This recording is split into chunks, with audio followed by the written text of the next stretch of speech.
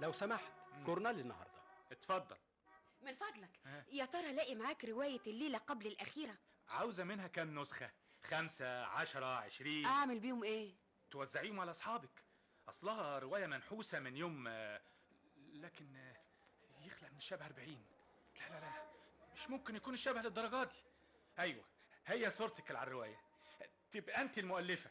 أنا آسف، ما أقصدش إنها منحوسة، الناس هي اللي بطلت تقرأ روايات. لو سمحت ناولني منها 5 نسخ. أنا بكرر أسفي. معلش، حصل خير.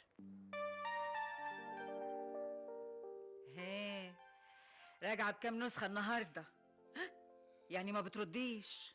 واخرتها يا ماها، انتي بالشكل ده هتفرتكي القرشين اللي ابوك الله يرحمه سابهم لنا. يا ماما أنا أملي كبير أثبت وجودي في مجال كتابة الرواية. تثبتيه ازاي يا حبيبتي والنسخ متكومة عند بياعين الجرايد ومحدش بيشتريها غيرك؟ ما هو جايز بالطريقة دي يقتنع الناشر إن في إقبال على الرواية بتاعتي.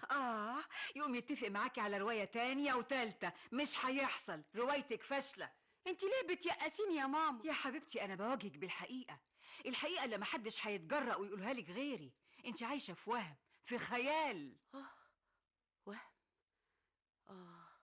خيال؟ معاكي حق يا ماما، أنا فعلا عايشة في وهم وخيال. الحمد لله اللي اقتنعت بكلامي أخيرا. ويمكن هو ده سبب فشل روايتي الأولى.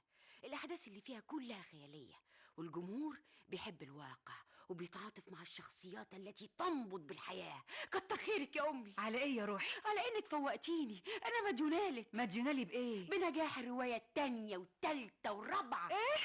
لو انت لسه ناوية تكتبي تانية وتالتة ورابعة؟ طبعا يا بنتي يا حبيبتي يا روح قلبي، نجاح الست في بيتها هي دي رسالتها في الحياة. يا ماما الكلام ده كان على أيامكم، احنا في زمن تاني، وانا شخصيا وهبت حياتي للكتابة والتأليف. ده قرار اتخذته مفيش قوة هترجعني عنه ابدا ابدا. صباح الخير يا خالتي. صباح الخير يا سناء، ازيك يا حبيبتي وازاي جوزك؟ الحمد لله بخير. امال فين مؤلفتنا العظيمة؟ انا فايت اشرب معاها فنجان قهوة. قصدك مؤلفتنا الفاشلة لسه خارجة يا حبيبتي. ايه ما قابلتيهاش على باب الجنينة؟ لا، انا لمحت واحدة لابسة كده ملاية لف ومنديل بقوية لكن ما شفتش مها.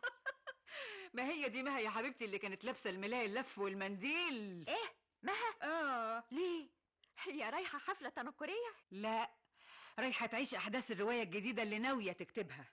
مش فاهمة. حضرتها تقمصت شخصية شغالة ورايحة تشتري بقى الخضار واللحمة والفاكهة. طب ما احنا كلنا بنشتري الحاجات دي بنفسنا، لازمته ايه التنكر؟ لأن بطلة روايتها شغالة فلازم بقى تتقمص شخصيتها شكلا وموضوعا. ألو أفندم؟ أيوة أنا والدة مها عبد اللطيف. بتقول إيه؟ ايه في ايه يا خالتي؟ مها مالها؟ قبضوا عليها. معقول انت تتخانقي يا مها وتتخانقي مع بياعة سريحة على العربية؟ اذا كان بيغشني نقيت كيلو برقوق، يا دوب الكيلو يمكن 10 وحدات، ناولني الكيس بمد ايدي جواه، تفتكري طلعت ايه؟ زيتون. يعني بعلك زيتون بدل البرقوق؟ لا، البرقوقة في حجم الزيتونة، ده غير ما هي بقى محجرة. تقومي تشتميه طبعا وتقلعي له الشبشب؟ وانا لحقت اضربه، الناس اتلمت وخلصونا. اهو جرجروكي على الاسم. بقى بالذمة دي تصرفات آنسة مثقفة ومحترمة. ما هو انا لما شتمته وقلعت له الشبشب ما كنتش بشخصيتي العادية. ايوه صحيح، راح عن بالي، كنت متقمصة شخصية بطلة الرواية بتاعتك. بنت